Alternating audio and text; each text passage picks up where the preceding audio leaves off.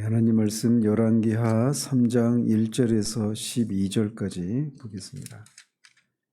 열왕기하 3장 1절에서 12절까지 본문 길어서 3절까지만 같이 읽겠습니다.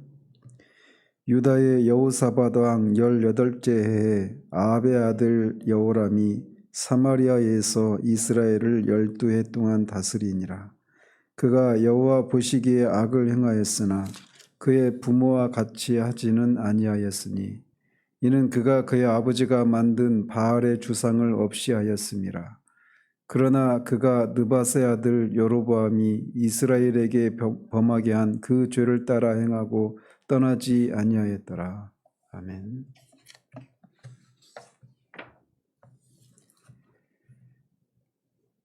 우리는 지금 열왕기하를 이렇게 살피는 중에 3장은 이제 3장이 시작되는데 3장은 앞에 열왕기 상 16장 21절부터 시므리를 이기고 오므리가 시므리를 이기고 이제 새로운 왕조를 창조하지 않습니까? 창건하지 않습니까? 그래서 북이스라엘의 역사 가운데 가장 강력한 왕조가 오므리 왕조였습니다. 오므리, 아합, 아하시아, 여호람 이렇게 4대로 이어지는데 그 가운데 지금 여호람에 대한 그런 행적에 대해서 이제 우리가 보기 시작을 합니다. 그래서 1장은 아합의 아들이었던 아하시아 왕이 불신앙으로 인해서 엘리야 예언대로 죽게 된 사실을 이제 주를 이루고 있고, 앞에 어제까지 살폈던 2장은 아합과 아하시아의 시대에 활동했던 선지자 엘리야가 승천하고 또 엘리사가 그의 후계자로 등장하게 된 그 사실을 중심으로 우리가 살펴봤습니다. 그리고 이제 3장은 아하시아에 의해서 북이스라엘의 제9대 왕이 된 여호람의 치세기에 있었던 남북 연합군의 모압을 정발하는 그 사건과 그와 관련해서 엘리사가 행한 일들을 소개하고 있습니다. 먼저 1절에서 3절까지에서는 여호람에 대한 전체적인 평가가 먼저 등장을 합니다. 여호람은 다른 곳에서는 요람 이렇게도 부르기도 합니다. 그래서 똑같은 인물인데 여호람은 남유다의 여호사밧 왕 18째 해에 북이스라엘의 제9대 왕으로 등극해서 12년 동안 치리를 합니다. 그는 아합의 아들인데 그의 형인 아하시아가 아들이 없이 죽고 나자 그의 뒤를 이어서 왕으로 등극을 합니다. 그런데 1절에서는 여호람이 여호사밧의 제위 18년에 왕이 되었다 이렇게 전하고 있는데 앞에 1장 17절에 보면 여호사밧의 아들 여호람 제2년에 왕이 되었다 이렇게 전하고 있어요. 여호람의 즉위 연도를 1장은 여호람 2년, 여호사밧의 아들 여호람 2년에 왕이 되었다 이렇게 말하고 3장 1절에서는 여호사밧의 제위 18년에 왕이 되었다 이렇게 전하고 있어서 서로 이렇게 뭔가 이렇게 오류가 있는 것처럼 보여집니다. 근데 이거는 당시 이제 유다의 이 섭정 제도를 이해하면 간단히 해결이 됩니다. 그래서 남유다의 여호사밧이 그의 제위 17년에 자신의 아들 여호람, 동일 인물인데 동명이인인데 여호사밧의 아들 또 여호람이었어요. 근데 여호사밧이 자기 그 즉위 17년째 되는 해에 아들 여호람을 자신의 일을 그 왕으로 세우고 섭정을 합니다. 그래서 여호람이 왕이 되고 이제 왕이 즉위 2년째 되는 해에 북이스라엘의 동명이인인 여호람이 왕이 된 겁니다. 그래서 남유다의 왕인 여호람을 기준으로 하면 그의 즉위 2년째이고 여호사밧을 기준으로 하면 그의 즉위 18년째 되는 해에 북이스라엘의 여호람이 아하시아에 이어서 왕이 되었다 이렇게 볼 수가 있는 겁니다. 근데 이제 1장에서는 여호람을 기준으로 전하고 있고 3장에서는 여호사밧을 기준으로 전하고 있습니다. 이런 것은 이제 저자가 의도를 가지고 있죠. 3장에서 벌어질 이 사건이 여호사밧을 중심으로 전개될 것이기 때문에 그렇게 하고 있는 겁니다. 그래서 이 섭정 기간이긴 했지만 여전히 남유다의 실권자는 여호사밧이었고 또 3장에서 전개될 사건이 여호사밧을 중심으로 전개될 사건이었기 때문에 이 3장에서는 이렇게 저자가 여호사밧을 중심으로 그의 주기 18년에 여호람이 왕이 되었다 이렇게 전하고 있습니다. 그래서 이제 비평학자들은 열왕기하 1장의 저자와 열왕기상 3장의 저자가 서로 다르다 이렇게 얘기를 하죠. 근데 그래서 서로 다른 역사적인 자료를 가지고 이렇게 서로 다른 저자가 각각의 장을 기록했다 이렇게 그렇게 주장하는데 그게 아니라 똑같은 자료를 보고 저자가 이제 그런 이유로 그렇게 앞에서는 여호람을 중심으로 3장에서는 여호사밧을 중심으로 이렇게 전하고 있을 뿐입니다. 자, 그러면서 앞으로 이제 우리가 이 여호람의 행적에 대해서 살피겠지만 그는 신학적으로나 대외 관계에 있어서 긍정적인 평가와 부정적인 평가를 동시에 받는 인물이라고 할 수가 있습니다. 그럼에도 불구하고 그 긍정적인 측면이 없지 않지만 그럼에도 불구하고 열왕기서 저자의 그에 대한 총평은 그가 여호와 보시기에 악한 왕이었다라고 밝히고 있는 겁니다. 저자가 이렇게 여호람의 구체적인 행적들을 소개하기 전에 그에 대한 이 신학적인 평가를 먼저 이렇게 총평을 내리고 있는 것은 이제 그의 행적을 읽게 될 이 사람들이 여호람은 여호와 보시기에 악한 왕이었다라고 하는 이런 전체적인 입장을 가지고 그 각각의 구체적인 사건들을 파악하기를 원했기 때문에 이렇게 먼저 총평을 내리고 있는 겁니다. 저자는 여호와 보시기에 여호람이 악했다 이렇게 평가를 내리고 있는데 이것을 통해서 우리가 알 수 있는 것처럼 한 사람에 대한 평가는 역사학자가 그에 대해서 어떻게 평가를 내리느냐 또는 그를 추종하거나 또는 반대하는 사람들의 그 사람에 대해서 어떻게 평가를 내리느냐에 의해서 결정되는 것이 아닙니다.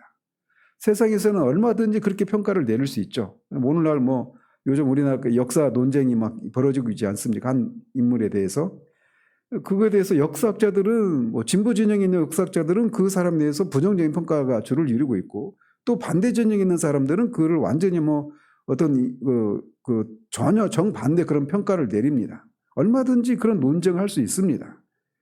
세상에서는 얼마든지 그런 긍정적이고 부정적인 평가가 공존할 수 있습니다. 그러나 한 사람에 대한 최종적인 평가는 여호와 보시기에입니다. 여호와 보시기에 이것이 최종적인 평가의 기준이다라는 것이죠. 어쨌든 그렇게 여호와 보시기에 여호람은 악을 행한 사람이었습니다. 여호람이 자신과 백성들이 판단하기에는 옳았을지 모르지만 여호와께서 판단하시기에는 결코 그렇지 않았다라고 하는 사실을 전달하고 있는 겁니다. 그가 정치나 군사나 경제와 같은 일반 세속 영역에서는 탁월한 능력을 발휘했을지 모르지만 여호와와 관계된 그런 측면에서 보자면 그는 여호와 앞에 악하고 무능력했다라고 하는 사실을 저자는 전달하고 있는 겁니다.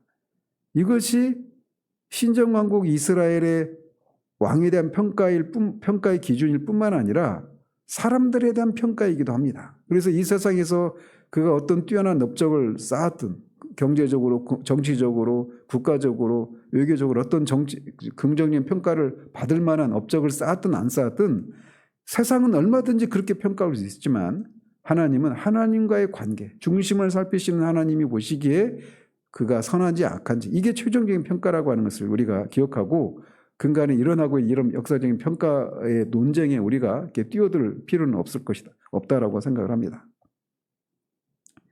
그는 그의 부모인 아합과 이세벨이 바알과 아세라를 이스라엘의 새로운 종교로 받아들이지 않았습니까?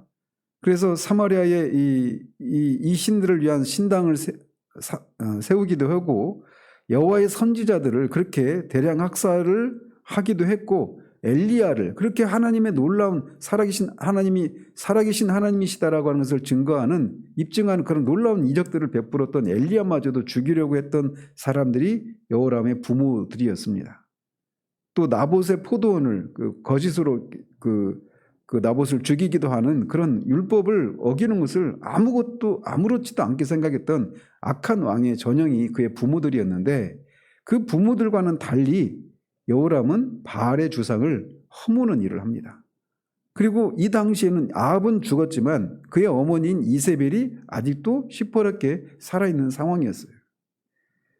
그런 상황에서 이런 일을 했다라고 하는 것은 어떻게 보면 굉장히 굉장히 큰 일을 했다 이렇게 말을 할 수도 있는데, 성경은 하나님은 그의 중심을 보시는 하나님이십니다. 그런 선지자들에게도 그의 부모들과는 달리 적대적이지 않았습니다.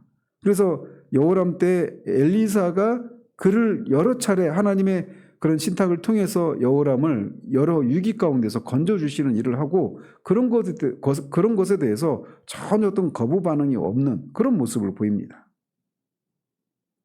그래서 긍정적인 평가를 내릴 수도 있지만 3절에서처럼 그는 북이스라엘의 원조라고도 할 수 있는 느밧의 아들 여로보암의 죄를 버리지 못하고 그 죄를 따라 금송아지를 하나님을 섬기는 우상숭배의 죄를 짓는 악에서는 떠나지 않았습니다. 그런 의미에서 바알 주상을 제거했던 여호람의 행동은 마음속에 있는 죄는 그대로 품고 있으면서 겉으로는 회개한 것처럼 보이는 그런 모습을 통해 하나님의 눈을 속이려고 했던 가식적이고 형식적인 그런 행위에 불과했다라는 것이죠. 여호람에 대한 신학적인 평가와 그가 맞이하는 최후가 궁극적으로는 전혀 긍정적이지 못하고 부정적인 측면에서 정리되는 이유가 바로 이런 이유들 때문에 그렇습니다. 이렇게 여호람에 대한 총평을 내린 후에 이제 4절 이하에서는 모압이 이스라엘을 배반하고 그를 제압하기 위해서 모압이 이스라엘을 배반한 것에 대해서 이제 그를 제압하기 위해서 여호사밧과 에돔과의 연합군을 결성하고 출정하는 과정에 대해서 전하고 있습니다. 그리고 그 과정에서도 여호람의 부정적인 측면도 드러납니다. 1장을 살필 때도 잠시 말씀드렸지만 모압은 다윗 이래로 이스라엘의 속국으로 있었습니다. 그리고 남북으로 분열된 이후에도 여전히 이스라엘의 속국으로 있다가 이 아합 당시에 아람과의 3차에 걸친 그런 전쟁으로 국력이 쇠약해진 그런 틈을 타서 이제 북이스라엘로부터 독립을 꾀하려고 했던 겁니다. 그때 모압의 왕이 메사라고 하는 인물이었는데 그를 양을 치는 자라고 소개하고 있습니다. 한 나라의 왕을 양을 치는 자 이렇게 소개하고 있는 것은 그가 이스라엘의 양이나 양털을 조공으로 바쳐야 하는 그런 인물임을 시사해주고 있습니다. 실제로 그는 해마다 새끼양 10만 마리의 털과 순양 10만 마리의 털을 이스라엘에 바쳐야만 했습니다. 그렇게 조공을 바쳤어요. 그러니까 이 양은 이스라엘 경제 또 모압 경제에 엄청난 그런 부분을 차지하는 양이었을 것입니다. 따라서 이런 경제적으로 GDP 오늘날 용어로 GDP의 3분의 1 이런 정도의 양을 그렇게 조공으로 받다가 그게 없어지면 완전히 그냥 큰 경제적인 타격을 입겠죠. 그래서 이제 여호람은 그의 형 아하시아 때 이 모압이 반란을 꾀했는데 그거에 대해서 어떤 조치도 취하지 않았고 죽었는데 여호람이 이제 왕이 되자마자 이것을 처리하기 위해서 이제 이스라엘 전역을 돌아보고 이스라엘 군대를 조직하고 이제 정비하고 징집하는 이런 일을 행했던 것입니다. 그리고 그는 당시 동맹 관계했던 여호사밧에게 남유다의 여호사밧에게 사신을 보내서 모압 왕이 배반을 했으니 자신과 연합군을 결성해서 모압을 치러 같이 가자라고 요청을 합니다. 당시 여호사밧은 아합과 여호람의 아버지인 아합과 동맹 관계를 맺었습니다. 특별히 아합의 딸 아달랴와 여호사밧의 아들 여호람이 결혼을 했어요. 그러니까 이 북이스라엘 여호람과는 그 여호사밧의 며느리인 아달랴와 북이스라엘 왕 여호람은 서로 그 남매 관계였죠. 그러니까 그런 사돈 관계였기 때문에 이런 요청에 대해서 여호사밧이 전에 아합 때도 길랄 라못을 치러 가자라고 할 때 그렇게 했던 답과 똑같이 그렇게 가겠다라고 답을 합니다. 이런 요청에 이렇게 가겠다고 대답을 했는데 여호사밧은 북이스라엘 왕실과의 이런 교제를 계속 이어가고 있고 그것에 대해서 전날에 아합과 동맹을 맺고 전쟁은 돌아올 때 선지자 예후로부터 이 악한 왕과 교제하는 것에 대해서 하나님으로부터 책망을 받았단 말이죠. 그럼에도 불구하고 그가 또다시 아합의 아들인 여호람과 군사 동맹 제의를 맺고 모압을 정벌하러 같이 가는 겁니다.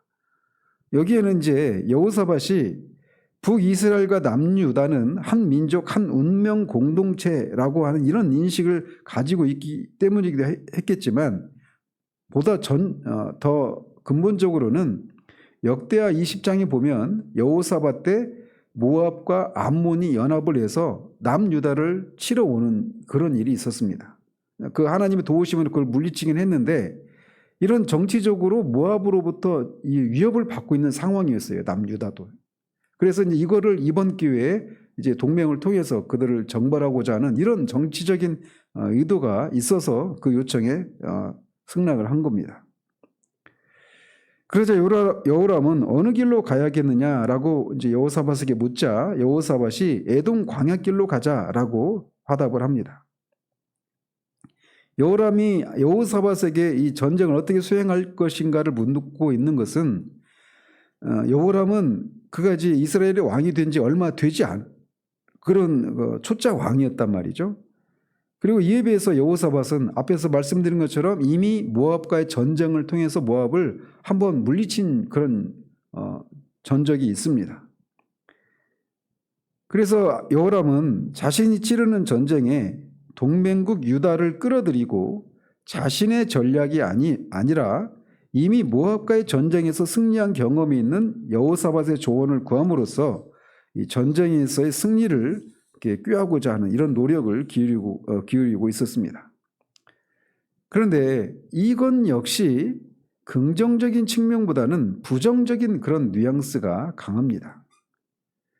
왜냐하면 여호람의 이 말 역시 이 일개 왕과 그의 후원 그리고 그의 경험을 의지하고 있을 뿐 전쟁의 승패, 전쟁은 하나님께 속한 것이어서 하나님께 그 뜻을 묻고 전쟁을 해야 되는지 또 하면 어떻게 해야 되는지 이런 것들을 묻고 전쟁을 수행했어야 되는데 그런 과정이 일제히 생략된 채 여호사밧의 경험만 의지하고 있는 겁니다. 그리고 마찬가지로 여호사밧도 이 과정에서 하나님의 뜻을 묻고 전쟁을 수행하지 않았다라고 하는 면에서는 두 사람이 똑같이 잘못을 범하고 있다라고 할 수가 있습니다. 어쨌든 이런 질문에 여호사밧은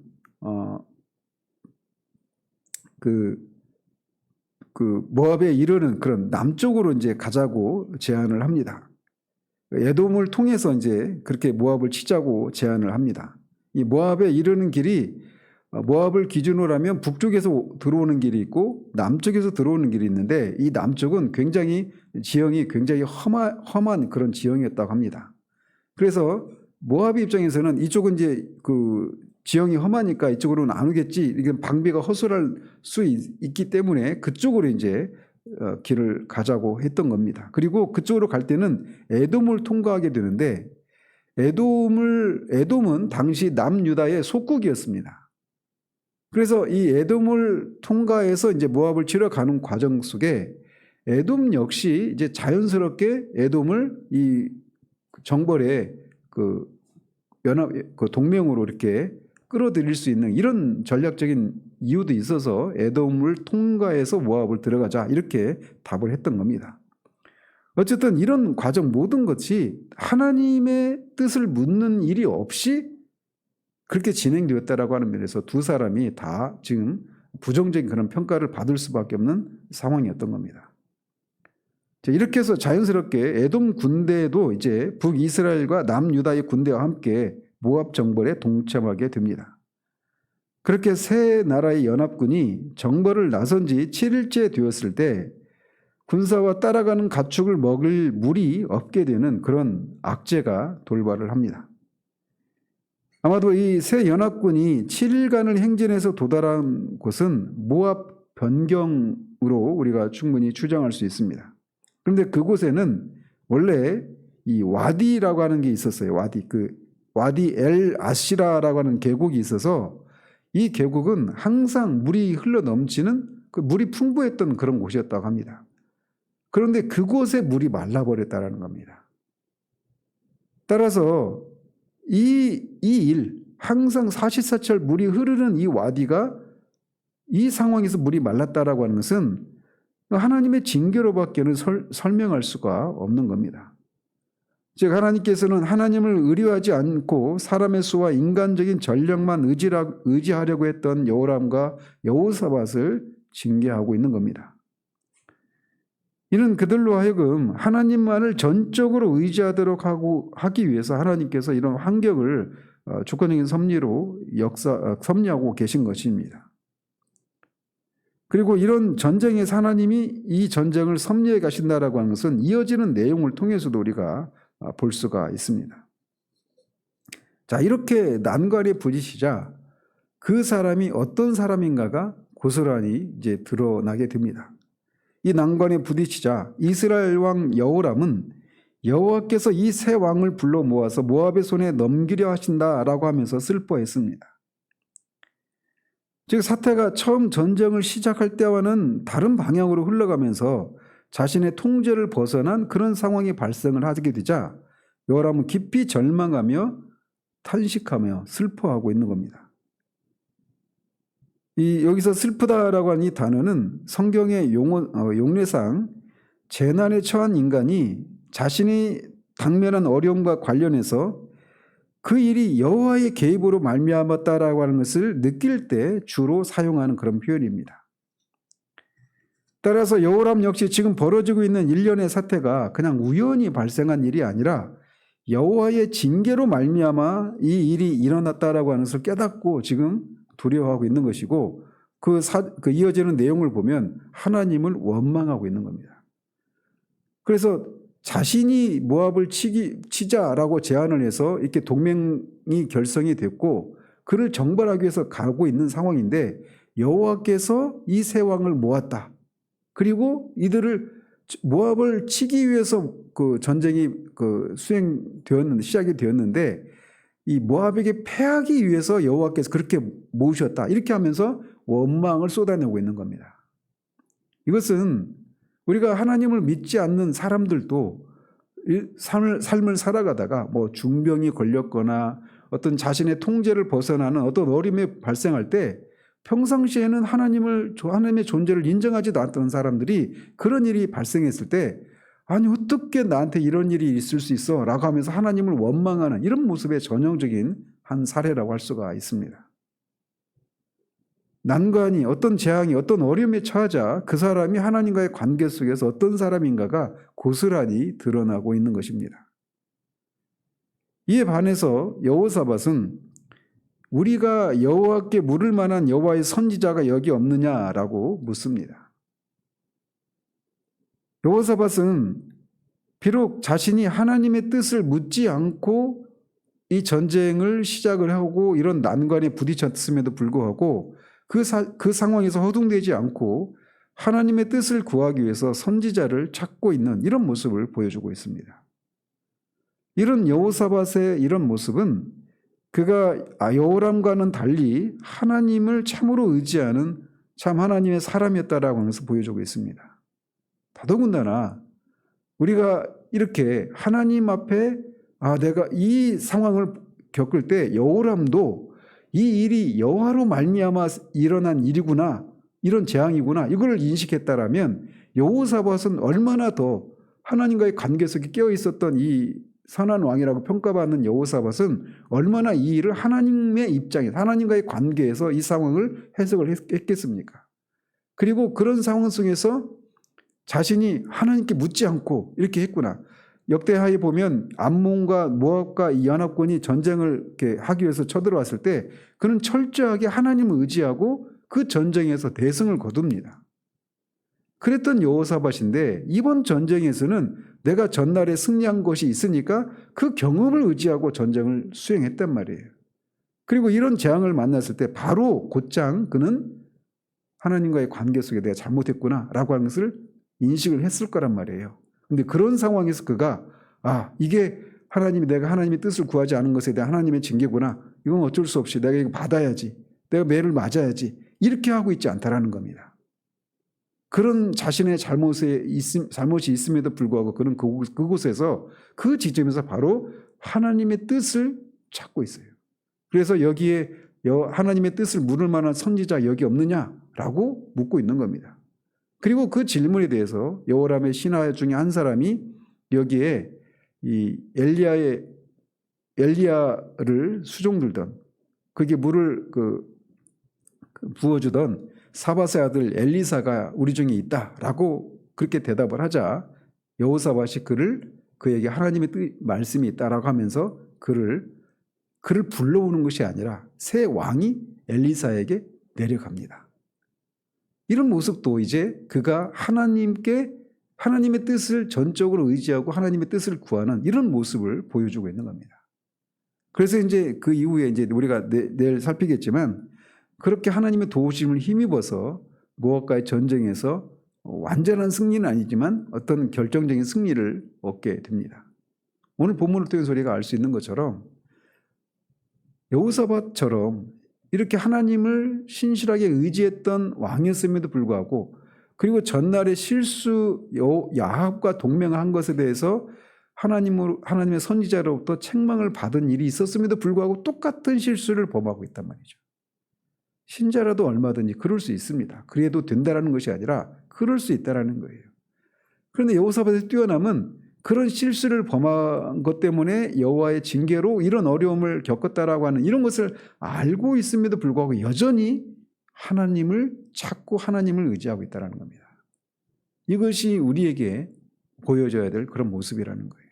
우리가 비록 똑같은 실수를 범하고 넘어지고 내가 겪은 어떤 이런저런 난관이 우리가 하나님 앞에 잘못한 것에 대해서 징계를 내리시는 것이라고 하는 그런 인식이 있을 때도 이것 또한 맞고 지나가면 이 또한 지나가리라 라고 하면서 내가 마땅히 이것은 내가 감수해야 된다라고 하면서 그냥 묵묵히 하나님이 때리시는 매를 맞고 있는 것이 하나님을 향한 온전한 신앙의 모습이 아니라 그런 속에서도 자신의 죄를 인정하고 그 속에서도 하나님께 도움을 구하고 하나님의 얼굴을 구하는 이것이 진정한 신앙인의 그런 믿음의 모습이다라고 하는 것을 이 아침 우리가 기억을 하고 하나님 앞에 그런 징계 가운데서도 하나님이 그렇게 도우시는 하나님이시라면 그렇지 않은 상황 가운데서 하나님의 도움을 구하는 것은 얼마나 하나님이 기뻐하시는 일인가를 기억하고 이 아침에 기도 가운데 그런 하나님을 만나는 일들이 있기를 바랍니다.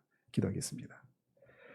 하나님 아버지, 이 이스라엘의 구대 왕 여호람이 이제 모압을 정벌하기 위해서 찾아가는 과정 가운데 보였던 이 난관 앞에서 여호람이 보인 그 원망해하는 모습과 달리 하나님을 찾는 왕이었던 여호사밧이 자신의 실수로 자신의 죄로 말미암아 초래된 그런 재앙 앞에서도 그냥 그것을 자신의 죄값을 자신이 달게 받아야 된다라고 하면서 묵묵히 그냥 당하고 있는 것만이 아니라 그런 상황 속에서도 여전히 하나님의 얼굴을 구하고 뜻을 구하는 이 모습을 우리가 이 아침에 봅니다. 하나님, 우리도 여호사밧처럼 우리가 하나님을 의지해서 경험했던 그 경험을 의지하는 그런 실수를 범하기 쉬운 존재들인 것을 주님께 고백을 드립니다. 그것을 통해서 우리가 하나님만을 전적으로 의지하도록 하기 위해서 하나님이 이런저런 어려움에 봉착하게 하실 때 우리가 그것을 우리의 잘못에 대한 대가로 당연히 받아야 된다라고 말하며 감히 하나님의 얼굴을 구하지 않고 그저 하나님이 때리시는 매를 묵묵히 맞고 있는 것이 참된 믿음이라 생각하는 그런 우리들 되지 않기를 원합니다. 그런 속에서도 여전히 거기 계신 하나님의 얼굴을 구하고 나아가는 그런 우리들 될 수 있도록 우리를 이끌어 주시기를 원하고 우리 주 예수 그리스도 이름으로 기도합니다. 아멘.